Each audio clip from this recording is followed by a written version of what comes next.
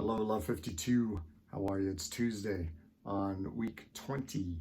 And as I told you yesterday, I want to make some necklaces and bracelets for my sister Lori, my brother-in-law Brian, their kids, my nephew Cielo, and my niece Mia Jo. I want to make them some bracelets and necklaces. And I want to tell you about, what happens for me, when my mind is on loving.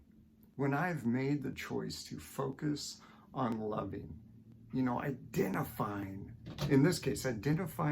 these people who are important to me, significant and valuable, and I'm wanting to love them. Now they're in Peru, so I can't do it directly, right? I can't love them directly, but indirectly, and they'll eventually get it, so it becomes direct. And when I'm loving someone, when I'm loving them, it changes my whole mindset. So yesterday, I get home from shooting the morning video, and I get things together, and I make 2 stops on my way to the bead shop. I stopped at the post office to drop off a package to return a shirt. And on my drive, I'm listening to music that represents them, Lori and her family, because I've got a list of what they like. So I'm listening to music. I'm loving them. I'm experiencing loving. And it affects my mind. It affects my attitude, my mindset. And so when I'm at the post office, as I'm walking out, I see someone, and it's like opportunities appear. Well, I'm more clear thinking, my vision is more clear. So I see that I have an opportunity to spread love, and I open the door and I wait for the gentleman to get there. I ask him to go first. He doesn't know I'm loving him. He'd think it was weird if I told him, I'm just loving you. He'd think it felt weird maybe, so I didn't say it. But when we spread love, we don't need to make sure that everyone knows what we're doing. And then I went to the UPS store, similar to post office, but dropping off the coffee pods, the used coffee pods for our coffee machine, because it gets recycled and that's where they want it. So, and I had opportunities there. See, when we're in the mindset of loving, other qualities appear to show up. And so all those there, and I'm waiting. I'm not in a hurry. Patience is there. And then the folks behind there, apologetic for taking, oh no, take your time. Kind.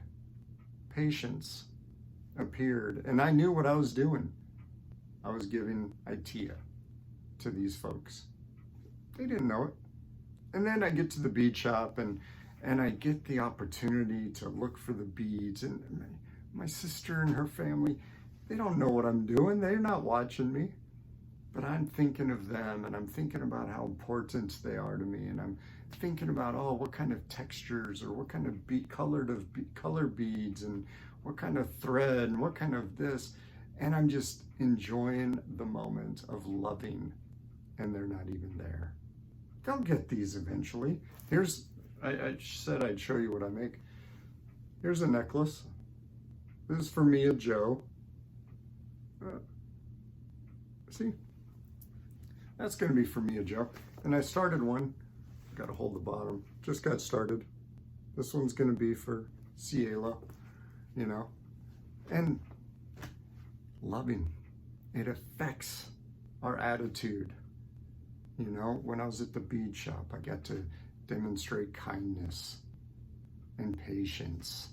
On the road, I was patient. I'm not in a hurry, and I expect many other people on the road to be in a hurry, but my experience was pleasant. And then I get home and I get to start working on this, and it's not working actually. I get to start sorting beads and seeing what will go with what, and what will Brian like, what will Cielo like, what will Lori like, Mia Jo, and I get to just start thinking of them, and I'm listening to the music that they like. I'm loving them directly and indirectly. They'll get this, it'll be direct. Look, I encourage you, I invite you, I welcome you to spread love however you want to. It could be loving yourself. I encourage you to love yourself every day. Maybe you need more of that right now, I don't know. Maybe it's loving others, people you know, people you don't know. Maybe you're praying for folks in Colorado. Maybe you're praying for folks in Georgia.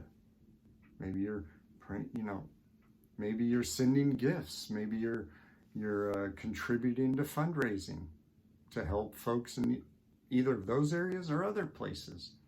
Maybe you're involved in foundations and things in your community, like Best Buddies that I mentioned, my buddy Logan up in Oregon. There's Best Buddies International.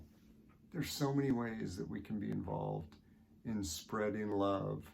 And sometimes it's direct, sometimes it's indirect. And there's a natural consequence, and that is it feels good. Don't do it to feel good. That's where it starts becoming inauthentic. But me doing this for Lori and her family, it feels good. Holding the door for somebody feels good when it is authentic.